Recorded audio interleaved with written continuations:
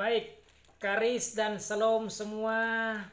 Mari kita bersama-sama memperhatikan firman Tuhan yang terambil dari kitab Yohanes pasal 21 ayat 1 sampai ayat yang ke-14.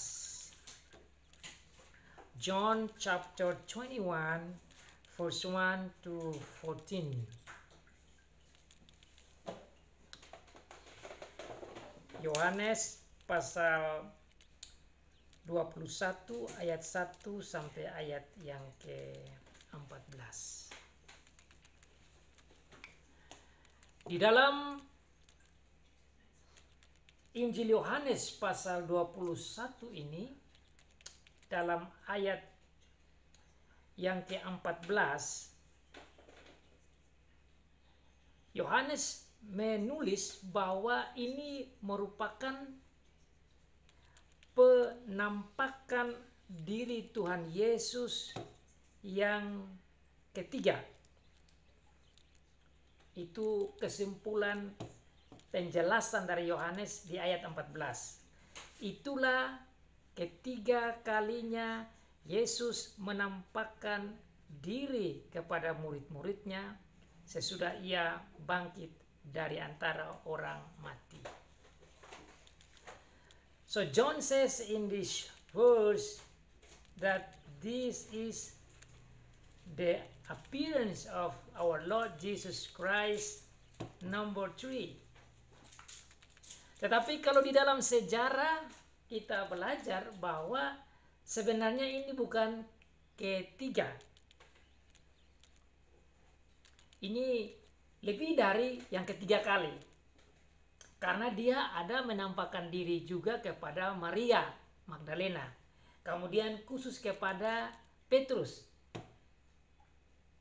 Jadi kalau kita ikut sejarahnya, sebenarnya ini bukan yang ketiga kali penampakan diri Tuhan Yesus. Tapi di dalam ayat sini dikatakan bukan ketiga kali kepada orang-orang yang lain termasuk Maria dan Petrus. Dia bilang yang ketiga kalinya Yesus menampakkan diri kepada murid-murid. Jadi jangan bingung. Ketiga kali penampakan Tuhan Yesus kepada murid-murid. This is the third time our Lord Jesus Christ appeared to the disciples. So only to the disciples, this is number 3. Jadi hanya kepada murid-murid Tuhan Yesus ini adalah yang ketiga. Nah, kalau kita lihat di dalam Yohanes pasal 20 yang kita sudah belajar beberapa minggu lalu, itu disampaikan bahwa Tuhan Yesus datang kepada murid-murid. Awalnya yang pertama itu Thomas tidak ada. Kemudian yang kedua, Tuhan Yesus menampakkan diri lagi di mana Thomas ada. Nah, sekarang Tuhan Yesus menampakkan diri saat mereka ada di Danau Galilea, Tiberias, maksud saya, di pantai Danau Tiberias. Nah, jadi ini khusus penampakan diri Tuhan Yesus kepada murid-muridnya saja. Yohanes menyampaikan hal ini kepada kita, pada umat Tuhan pada segala abad untuk menyampaikan bagaimana peduli dan kasih dan kesetiaan dan care dari Tuhan Yesus Kristus. Yohanes menunjukkan juga tentang ketuhanan dari Tuhan Yesus. Di dalam ayat sini juga Yohanes menunjukkan akan betapa intimnya dan dekatnya Tuhan Yesus. Yohanes menunjukkan betapa berkuasanya Tuhan Yesus sebagai Allah. Yohanes menunjukkan betapa dekatnya Tuhan Yesus dengan murid-murid, dalam hal ini gereja Tuhan. Yohanes menunjukkan betapa Luar biasanya Tuhan yang mau menyiapkan kebutuhan dari murid-murid termasuk gereja. Di sini juga Yohanes menunjukkan betapa Tuhan Yesus luar biasa menyiapkan segala yang dibutuhkan oleh murid-murid termasuk kita di gereja. Oleh karena itu saya memberikan tema khotbah pada hari Tuhan ini dengan berbunyi kasih, kepedulian, ketuhanan, dan kebersamaan Tuhan Yesus dengan gereja. Ada beberapa poin yang akan kita belajar di sini, yaitu tentang kehadiran Tuhan Yesus, tentang the passion of Jesus, providence of Jesus, and fellowship of Jesus. Jadi temanya dari khotbah kita berbunyi kasih, ketuhanan, dan fellowship, kebersamaan Tuhan Yesus dengan gereja. Jesus love, Jesus lordship, Jesus fellowship. Dan dalam tema ini kita akan melihat 3 poin penting tentang kehadiran Tuhan Yesus, tentang pemeliharaan Tuhan Yesus, dan tentang fellowship-nya Tuhan Yesus. So we will see the presence of Jesus, the providence of Jesus, and the fellowship of Jesus to the church, bagi gereja. Di dalam pasal 21 dari Yohanes ayat yang pertama sampai ayat yang ketiga menceritakan tentang konteksnya saat Tuhan Yesus menunjukkan dirinya. Ayat 1 sampai ayat yang ketiga dari Yohanes pasal 21 berbunyi, kemudian Yesus menampakkan dirinya lagi kepada murid-muridnya di pantai Danau Tiberias, dan ia menampakkan diri sebagai berikut. Ini berarti seperti ceritanya. This is the story that John is telling to the church. Ayat 2. Di pantai itu berkumpul Simon Petrus, Thomas yang disebut Didimus, Nathanael dari Kana yang di Galilea, anak-anak Zebedius, dan 2 orang muridnya yang lain. Ayat 2 menunjukkan tentang siapa-siapa yang ada di pantai Tiberias. Ayat 3. Kata Simon Petrus kepada mereka, aku pergi menangkap ikan. Kata mereka kepadanya, kami pergi juga dengan engkau.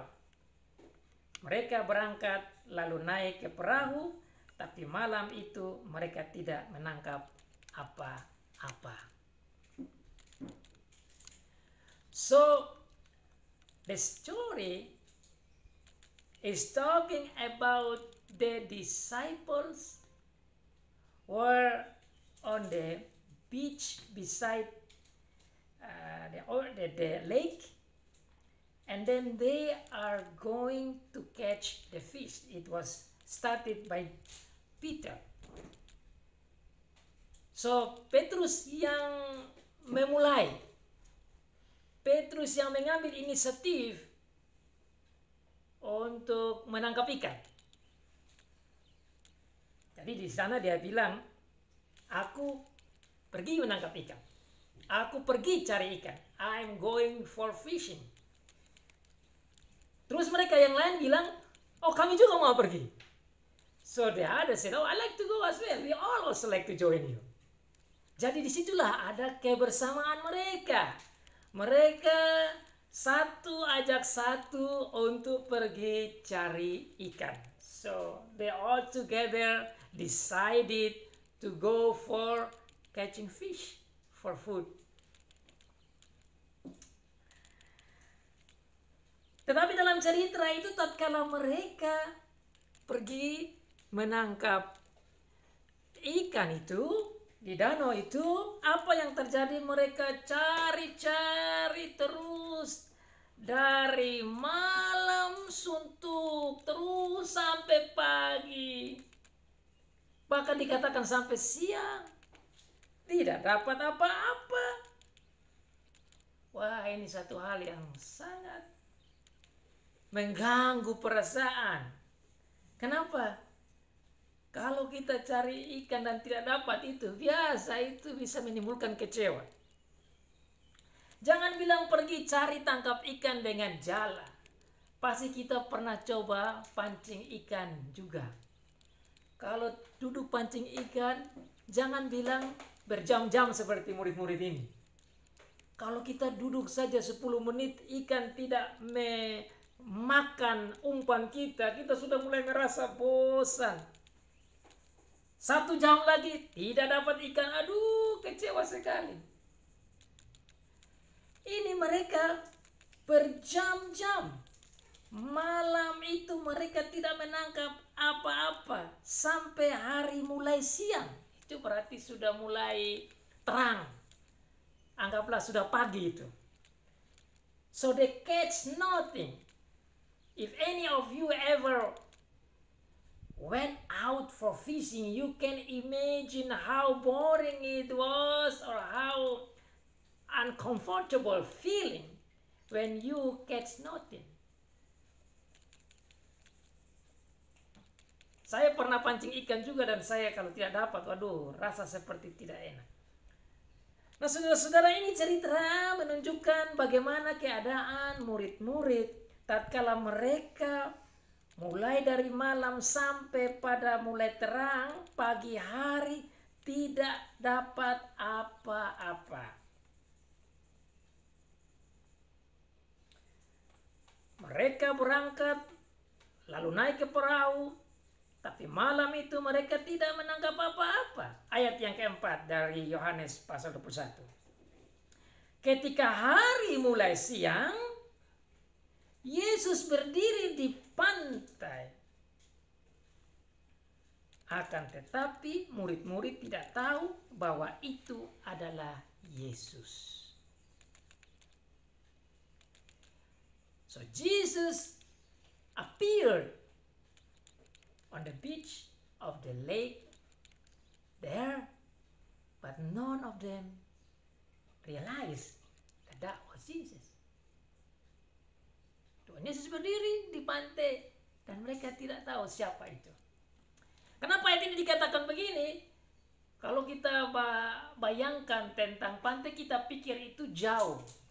Tapi tatkala kita baca baik-baik di dalam konteksnya, ternyata dikatakan bahwa jarak mereka cari ikan itu dari Tuhan Yesus saat itu ada 200 hasta.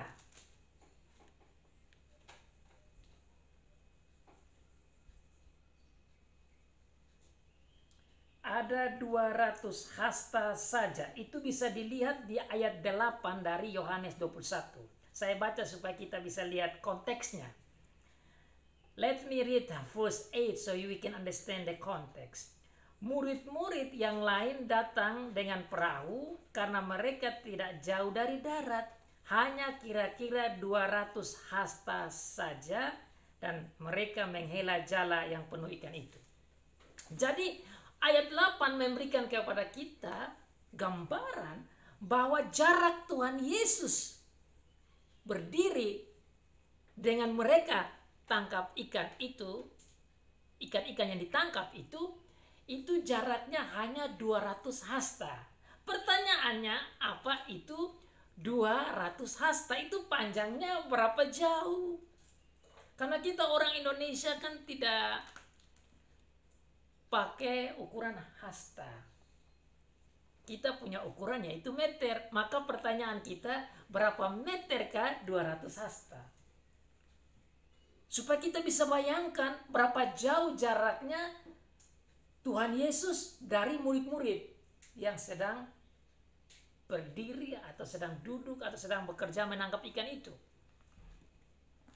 Saya melihat bahwa ternyata perhitungan hasta itu sama dengan satu hasta sama dengan 45 cm.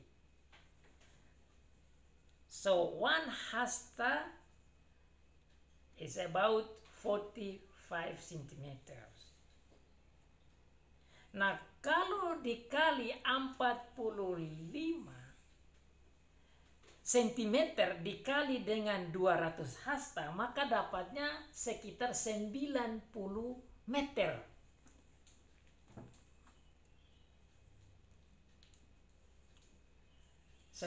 Meter. Jadi kalau 90 meter berarti tidak terlalu jauh.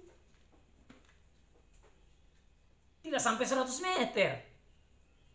Nah, saudara-saudara, mari kita harus bayangkan dulu pertama jarak ini supaya kita mengerti jarak antara mereka dengan Tuhan Yesus yang tidak terlalu jauh, tapi toh mereka tidak mengenal Tuhan Yesus. Itu yang pertama. Kemudian yang kedua, jarak yang tidak sampai 100 meter kok bisa dapat ikan begitu banyak. Nah, ini nanti kita lihat the Lordship. Kita akan lihat hebatnya. Kita akan lihat luar biasa. Ini kita lihat semacam miracle, keajaiban dari Tuhan Yesus Kristus. Karena jarak dari pantai tidak jauh. Kalau di jarak yang begitu dekat kok bisa dapat banyak ikan itu. Hanya 90 meter saja. Jadi jarak 90 meter ini mereka lihat bagaimana jaraknya dengan Tuhan Yesus.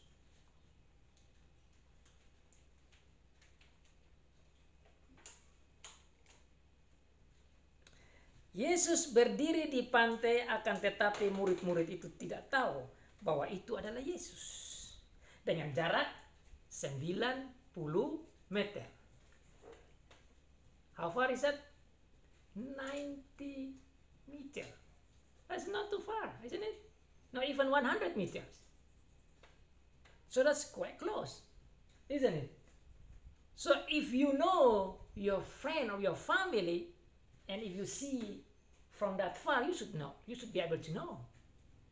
If only 100 meters. Jadi kalau 100 meter harusnya kita kenal, tapi ternyata mereka tidak kenal Tuhan Yesus. Lalu Tuhan Yesus berkata kepada mereka, ayat 5. Kata Yesus kepada mereka, "Hai anak-anak, adakah kamu mempunyai lauk pauk?" Jawab mereka, "Tidak ada." Yohanes 21 ayat 5.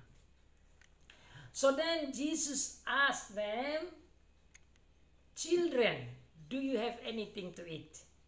Nah, ayat ini saya mau gali karena ayat ini memberikan satu hal yang lain. Sekaligus memberikan satu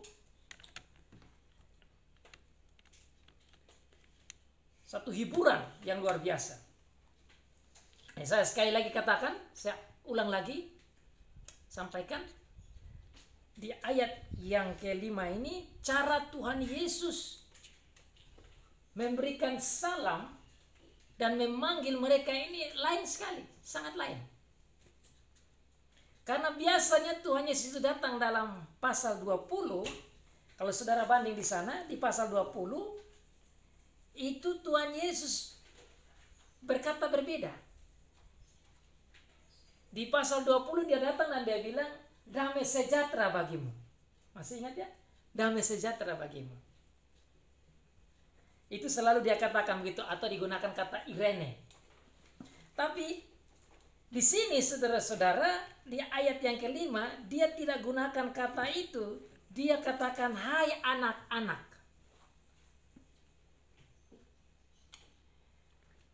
Minggu lalu kita belajar tatkala dia ketemu dengan murid-murid, dia ketemu dengan perempuan-perempuan, dia gunakan kata kairete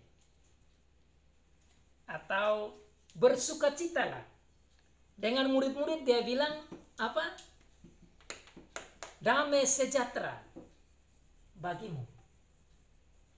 Sekarang di sini, tatkala Tuhan Yesus menampakkan diri yang ketiga ini, dia katakan, "Hai anak-anak."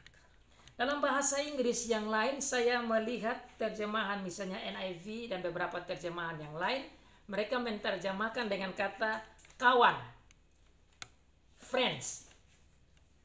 Tapi saya coba teliti dia punya bahasa asli, dan inilah yang ingin saya gali maksud dari pasal ini.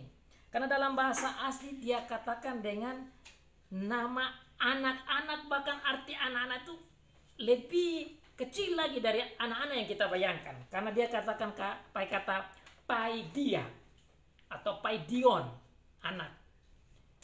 Paidion dalam bahasa asli, bahasa Yunani, itu menunjukkan pada anak-anak di bawah umur 7 tahun. Sekarang saudara bayangkan kok Tuhan Yesus memanggil murid-murid yang sudah begini dewasa, dan ya ini bukan anak kecil. Tapi kok Tuhan Yesus panggil mereka anak-anak seperti umur di bawah 7 tahun. Itu menurut pemahaman definisi kata paidia atau paidion. Di dalam penjelasan kata paidia ini atau paidion itu bisa juga dipakai untuk young child. Jadi ada yang menyampaikan bahwa itu bisa digunakan untuk mereka yang berumur di bawah 20 tahun. Berarti belum dewasa. So you see the word paidia that our Lord Jesus Christ is using here is using to address the kids even very young age, or below 20, or even below 7.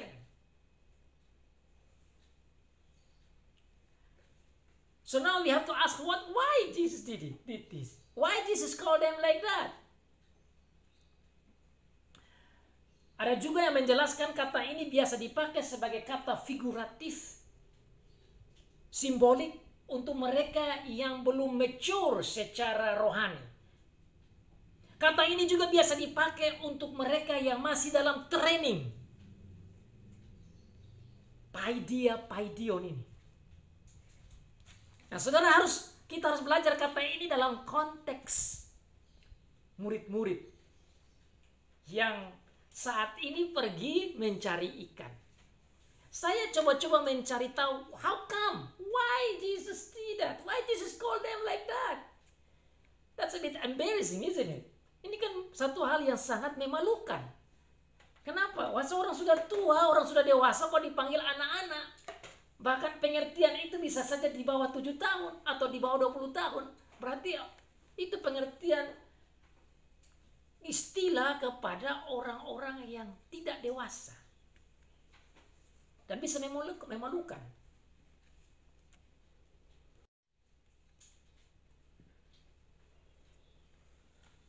Hai anak-anak. Hai anak-anak. Dari sekitar 100 meter dia menyampaikan kata-katanya.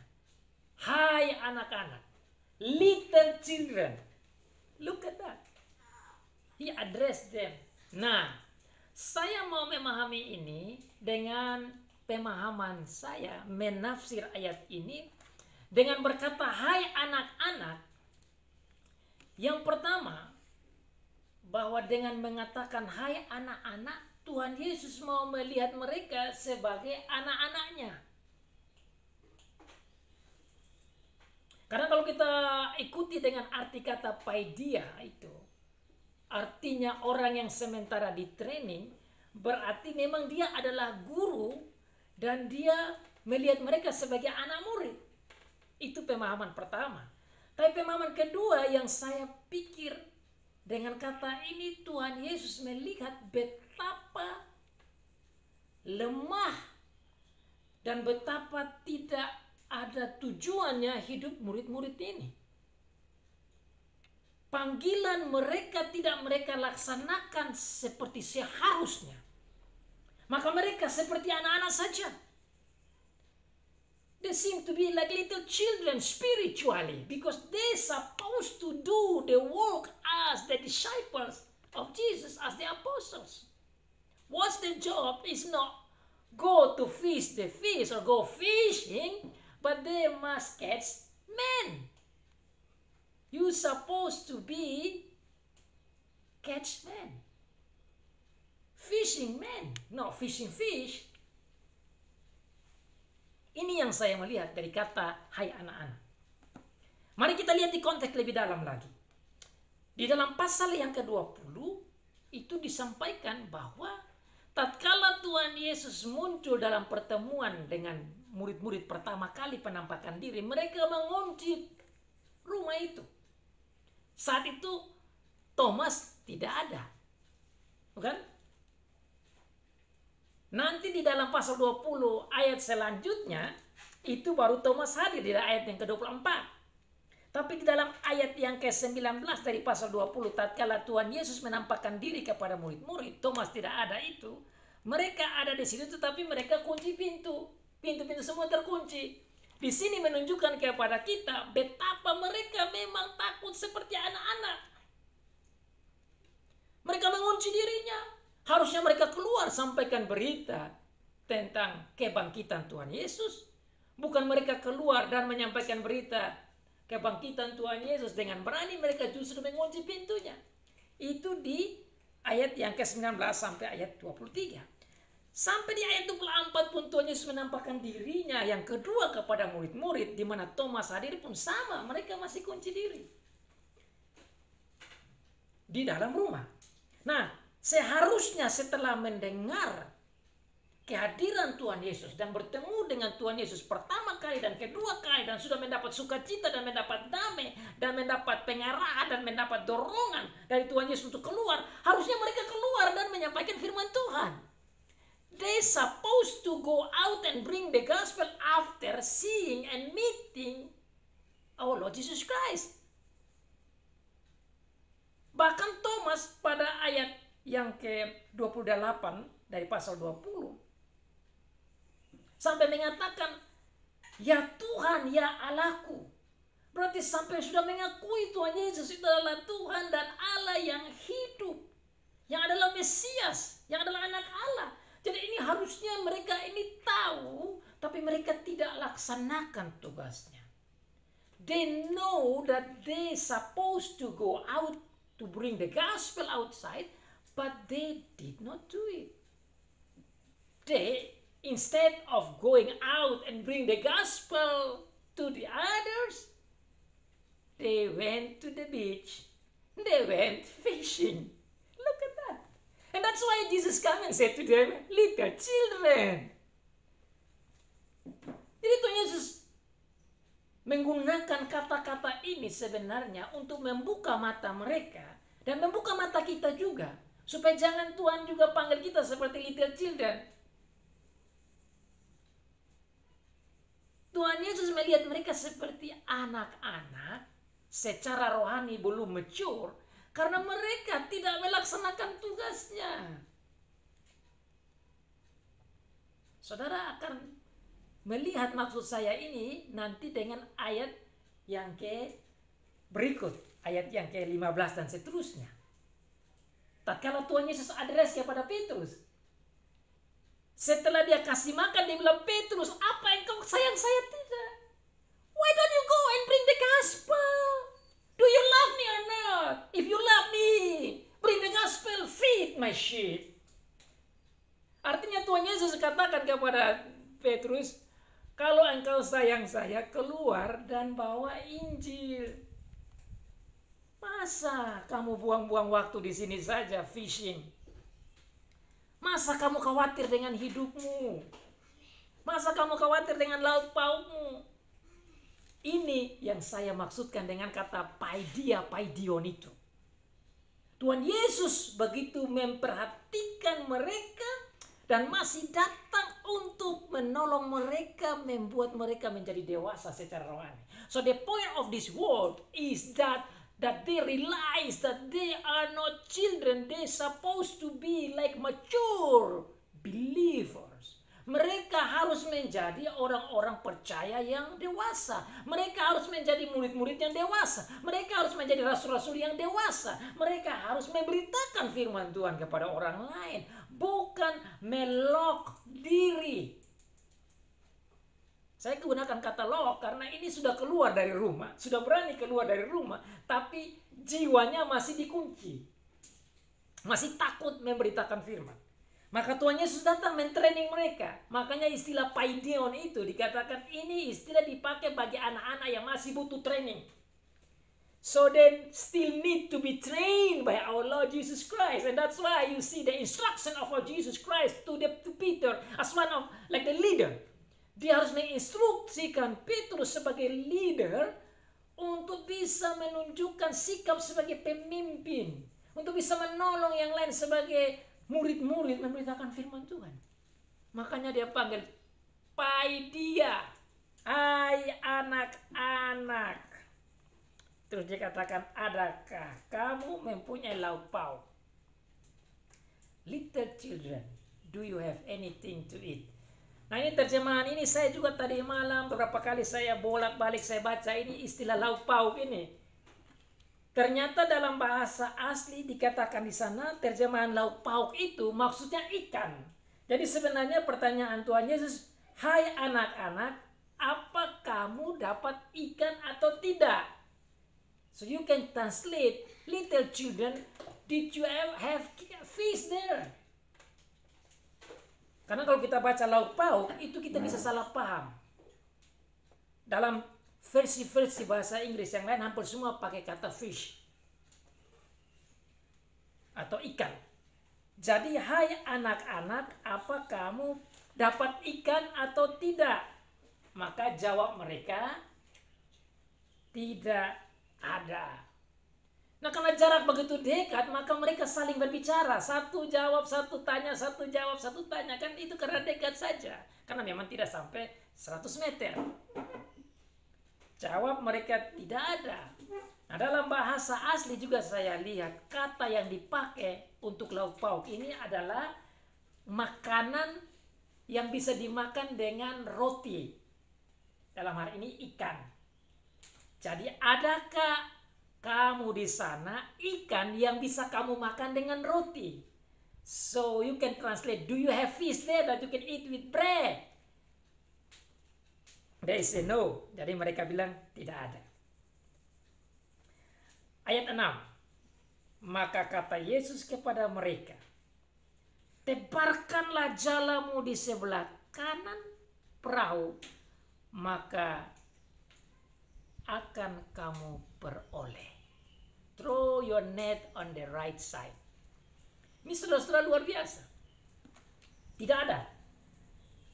Tidak dapat. Bayangkan sudah berjam-jam. Bayangkan begitu lama cari ikan tidak dapat. Terus dalam kebutuhan untuk mendapat ikan, Tuhan Yesus perintah mereka. Tebarkanlah jalamu di sebelah kanan. Nah kata tebarkanlah ini saya mau hubungkan ini dengan ayat yang ke-10 dan ayat yang ke-12. Karena di sini ada perintah Tuhan Yesus 3 kali. Tebarkanlah ayat yang ke-6. Kemudian ayat yang ke-10 dia bilang bawalah berapa ikan. Kemudian ayat yang ke-12 berbicara tentang marilah dan sarapanlah. Jadi lihat di sana ayat yang ke-6 dia bilang tebarkanlah. Ayat yang ke-10 dia bilang bawalah. Ayat yang ke-12 dia bilang marilah dan sarapanlah. Ayat 6, ayat 10 dan ayat 12 ini adalah imperatif. Ini adalah perintah. Jadi di sini membutuhkan ketaatan dan kepercayaan. Kalau tidak taat, maka tidak akan dapat. Kalau mereka tidak tebarkan di sebelah kanan, tidak dapat ikan. Kalau mereka tebarkan di sebelah kiri, tidak dapat ikan. Kalau mereka tebarkan di belakang, tidak dapat ikan. Harus tebarkan di mana? Di sebelah kanan. Kenapa saya ngomong ini? Karena saya pikir ini luar biasa. Yang pertama, Tuhan ini katakan tebarkanlah. Ini perintah yang harus mereka laksanakan. This is a command. They must do it.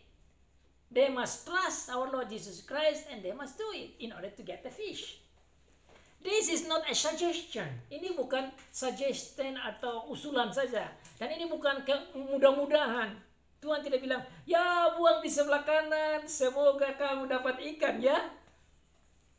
Luar biasa. Disinilah saya mau omong ini karena ini ada hubungan dengan ketuhanan dan kealahan dan kehebatan dan kemahakuasaan dan kehebatan dari Tuhan Yesus ini. Dia omong dan dilaksanakan dan terjadilah mujizat. They follow it and the miracle happen. Saya bilang ini mujizat. Kenapa? Bayangkan saja ini hanya 100 meter dari pantai dapat ikan begitu banyak. Kalau dapat ikan 2 ekor lah gampang. Kan orang yang biasa pancing tahu lah kalau pancing di 100 meter berapa ekor kita dapat. Ini dapat 153 ekor besar-besar dan penuh dan jala itu berat sekali. Berarti itu sebuah miracle. Ini menunjukkan the power and the ability and the amazing ability of our Lord Jesus Christ. Ini menunjukkan kehebatan dan kekuasaan dan ketuhanan dan kealahan dari Tuhan Yesus. Bahwa dia menguasai dunia.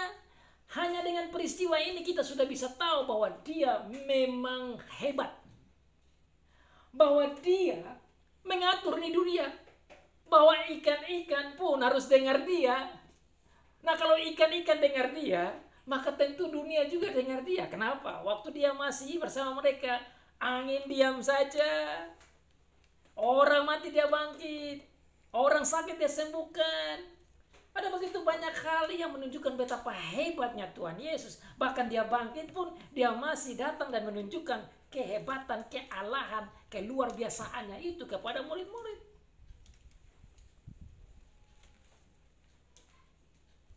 Di sini menunjukkan bagaimana kasih perhatian peduli Tuhan Yesus kepada murid-murid. Kepedulian secara rohani, tapi juga ada kepedulian secara psikologi, ada kepedulian secara emosional, dan ada kepedulian secara fisik. Makan minum pun Tuhan Yesus masih perhatikan mereka.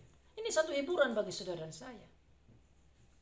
Betapa Tuhan Yesus masih ambil waktu untuk memperhatikan mereka yang lemah ini.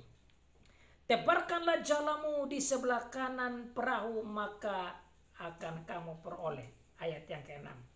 Lalu mereka menebarkannya dan mereka tidak dapat menariknya lagi karena banyaknya ikan. So they cannot take it back because it's so heavy. Mereka tidak bisa tarik lagi. Itu cerita menjelaskan betapa banyaknya ikan. Bukan saja ikan banyak, tapi ikannya besar-besar. Maka itu menunjukkan betapa berat jala itu. Di sini sekali lagi menandaskan betapa hebat dan betapa luar biasanya Tuhan Yesus. Maka murid yang dikasihi Yesus itu, yaitu Yohanes sendiri, berkata kepada Petrus, "Itu Tuhan." Ketika Petrus mendengar bahwa itu adalah Tuhan, maka ia mengenakan pakaiannya sebab ia tidak berpakaian, lalu terjun ke dalam danau. Ayat yang ke-7 ini saudara-saudara menunjukkan kepada kita betapa Tuhan Yesus diakui sebagai Tuhan. Nah, banyak orang yang berdebat tentang ini Tuhan. Ini kata Tuhan ini berarti dia bukan Allah. Karena Tuhan itu hanya dipakai untuk master atau penghormatan saja. Tapi saya baca di beberapa ayat dan saya mau angkat satu ayat penting di sini untuk kita mengerti kata Tuhan ini. Karena di sini tatkala dikatakan kata Tuhan, ini berarti menunjukkan Allah. Jadi hal ini saya kira bagus untuk kita teliti apa yang dimaksud dengan kata Tuhan di sini. Yohanes yang dikasihi Tuhan Yesus ini, dia bilang ke Petrus, itu Tuhan. Nah bahasa asli itu kurios. yang artinya Tuhan atau Master. Saya mau kasih satu ayat saja supaya saudara dan saya lihat bahwa ayat ini dipakai dalam menggunakan kata Tuhan, itu artinya Allah. Bukan saja artinya master atau the owner atau pemilik, tetapi dia lebih dari owner atau pemilik. This word Lord means more than just master, means also God. Mari saya buka di dalam Matius pasal 1 ayat 22. Ayat ini sudah cukup menolong kita untuk memahami bahwa yang dimaksud kata Tuhan dan disebut oleh Yohanes ini artinya Tuhan Yesus itu Allah. Mari saudara-saudara kita baca dalam Matius pasal 1. Let's read from Matthew chapter 1. Matius pasal 1 ayat yang ke-22. Saya baca dari ayat 21. Ia akan melahirkan anak laki-laki, dan engkau akan menamakan dia Yesus, karena dialah yang akan menyelamatkan umatnya dari dosa mereka. Ayat 22. Hal itu terjadi supaya genaplah yang difirmankan Tuhan oleh Nabi. Genaplah yang difirmankan Tuhan oleh Nabi. Kata Tuhan ini bukan artinya master, bukan artinya the owner, manusia, tetapi lebih dari master, lebih dari owner. Inilah yang difirmankan oleh Allah. Jadi tatkala Yohanes menyatakan kepada Petrus bahwa itu Tuhan, ini sama dengan dia bilang itu Allah, itu Yesus, itu Allah. Jadi Tuhan Yesus diakui oleh murid-murid bahwa dia adalah Allah. Dengan kata ini kita harus gali supaya kita rasa terhibur bahwa Tuhan kita Yesus Kristus ini bukan Tuhan manusia saja, tapi selain manusia sejati, dia adalah Allah sejati. God is Lord. Nah, ayat ini juga, kata ini di ayat yang ke-7 ini saya mau hubungkan dengan apa yang disebut oleh Thomas di ayat sebelumnya dari pasal 20 dari kitab Yohanes ini. Yohanes 20 ayat yang ke-28, tatkala Thomas yang belum percaya, tatkala dia melihat Tuhan Yesus datang, dia bilang, taruhlah tanganmu dan jarimu ke dalam tanganku dan lambungku ini. Langsung Thomas menyatakan kepada Tuhan. Dia jawab, dia bilang, ya Tuhanku, ya Allahku. Dua kata yang sama muncul. Dan Tuhan Yesus tidak tolak, Tuhan Yesus menerima itu sebagai Allah. Ya Tuhanku, ya Allahku. Thomas said, my Lord, my God. Theos, itu kata Theos itu Allah. Jadi saya mau hubungkan ini karena ini penting. Jadi tatkala dia katakan itu Tuhan, itu bagi mereka waktu itu Tuhan adalah Allah. Jadi Tuhan Yesus adalah Allah, bukan manusia saja. Dia adalah Allah. Maka dikatakan di sana Petrus langsung melihat Tuhan adalah Allah dan dia lompat menuju ke Tuhan Yesus. Ayat yang ke-8, murid-murid yang lain datang dengan perahu karena mereka tidak jauh dari darat, hanya kira-kira 200 hasta saja, dan mereka menghela jala yang penuh ikan itu. Saudara, saya sudah tahu itu 200 hasta artinya hanya sekitar 90 meter dari pantai. Ketika mereka tiba di darat, mereka melihat api arang dan di atasnya ada ikan dan roti. Saudara-saudara, luar biasa. Tuhan Yesus tidak saja memberikan kekuatan, memberikan jalan keluar bagi mereka yang tidak dapat ikan, dikasih ikan, menunjukkan kuasanya, tetapi tatkala mereka sampai ke darat, lah Tuhan Yesus sudah siap api di situ.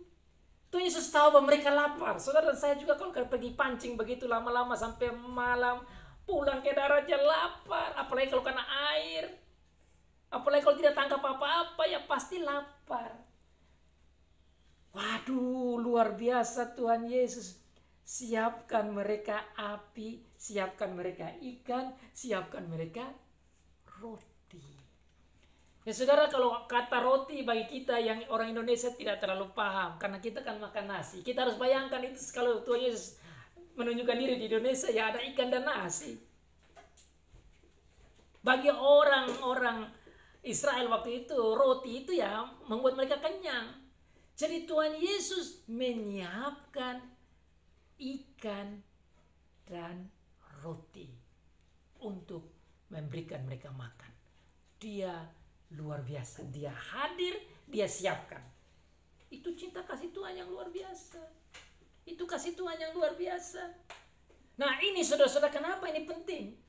Kalau dengan dia melihat kebutuhan murid-murid yang dalam secara rohani, secara psikologi, bahkan secara fisik saja, ya pasti kita juga dia perhatikan. Masa dia hanya bisa perhatikan murid-murid saja waktu itu, sekarang tidak. Sementara dia adalah Tuhan, dia adalah Allah. Ya dia bisa, dia lihat, dia perhatikan, dia peduli, dia sayang, dia provide, dia siapkan. Sama seperti dia bisa siap bagi murid-murid waktu itu, dia juga bisa siap bagi kita pada saat ini. Dan luar biasa, mereka datang dan melihat ada ikan dan ada roti. Nah pertanyaan kita selanjutnya, dari mana ini roti? Dari mana ini ikan? Dari mana ini api? Lah saudara-saudara, tidak perlu kita khawatir dengan itu. Karena itulah Tuhan Yesus, dia bisa buat apa saja yang dia mau. Kalau omong tentang ikan, lah kalau ikan beberapa ekor untuk mereka saja, itu bahasa Inggris bilang piece of cake for him. To provide those little fish or some fish there. It's not hard for our Lord Jesus Christ to provide that fish. Kenapa saya bilang itu tidak susah bagi Tuhan Yesus untuk siap ikan bagi mereka? Karena apa? Karena ada cerita di dalam kitab Yohanes saja menceritakan bagaimana Tuhan Yesus menyiapkan makan kepada 5.000 orang. Dan ikan itu dibuat begitu banyak, dari 2 ekor ikan begitu banyak. Kasih 5.000, apalagi ini sekarang. So you can see there how amazing our God menyiapkan ikan. Termasuk roti juga, mengingat akan cerita mujizat memberi makan 5.000 orang, bahkan 4.000 orang itu. Luar biasa. Ayat 10. Kata Yesus kepada mereka, bawalah beberapa ikan yang baru kamu tangkap itu. Simon Petrus naik ke perahu lalu menghela jala itu ke darat, penuh ikan-ikan besar, 153 ekor banyaknya, dan sungguh pun sebanyak itu jala itu tidak koyak. Saya ingin menggali kata 153. Banyak orang yang mengartikan ada arti simbolik bahwa 153 ini ada maksud mewakili ikan-ikan dan mewakili bangsa-bangsa. Ada macam-macam yang dicoba untuk ditafsir maksudnya apa. Tapi bagi saya mau lihat arti yang gampang saja. 153 ekor ini bagi saya ini menunjukkan ikan yang banyak. Ini mau menunjukkan bahwa Tuhan ini bisa siap bagi mereka.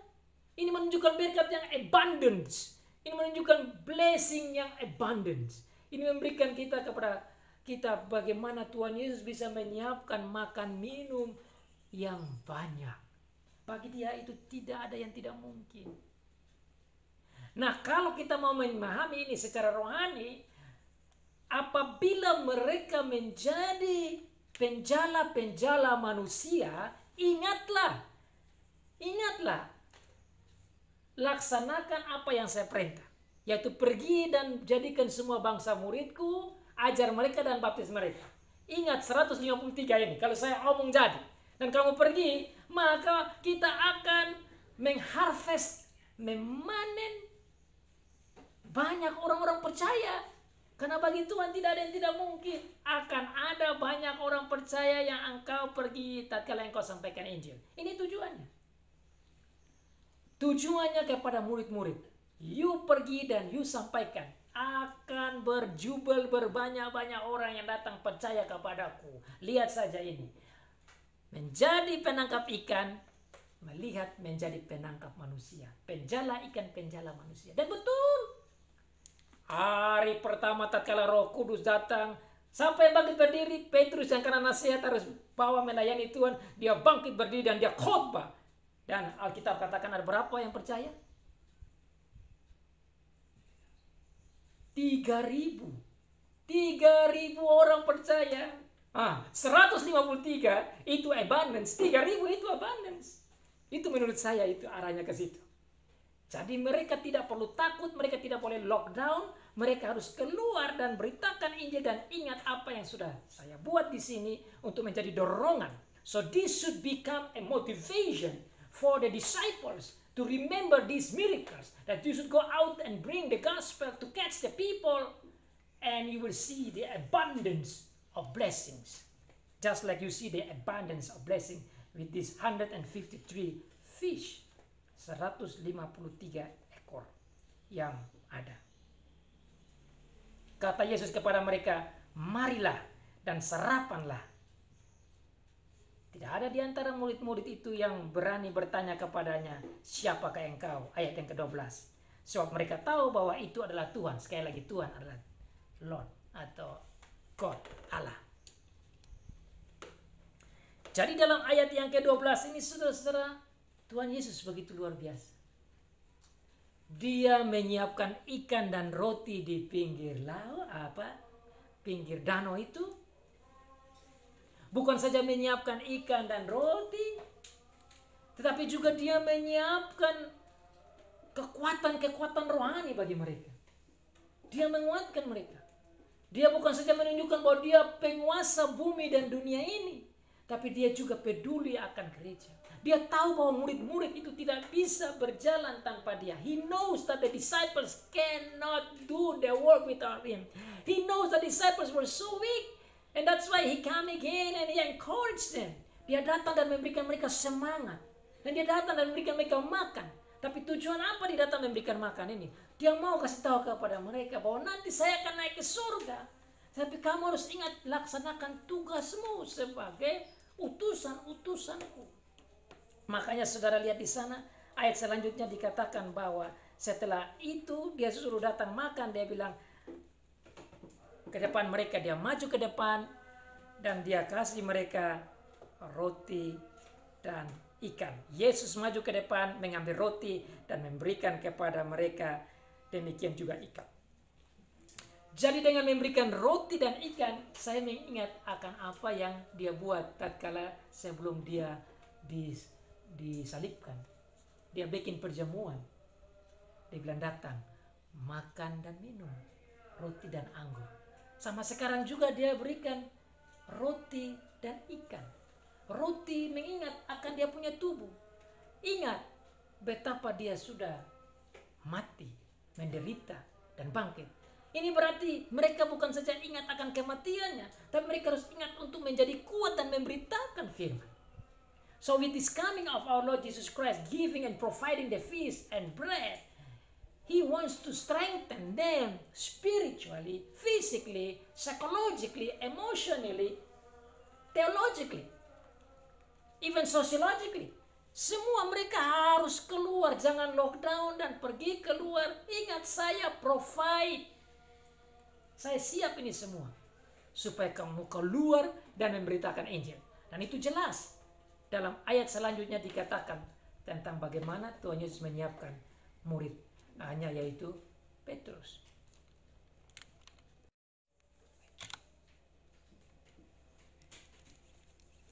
Oke, jadi bagian terakhir yang saya mau bicara di sini, selain Tuhan Yesus hadir, Tuhan Yesus siapkan segala sesuatu, tapi bagian yang berikut kita juga lihat betapa Tuhan Yesus begitu intim dengan mereka. Betapa dekatnya Tuhan Yesus dengan mereka. Dan ini penting untuk saudara dan saya. You see here that Jesus was not only present and provide, but also He was so close to them.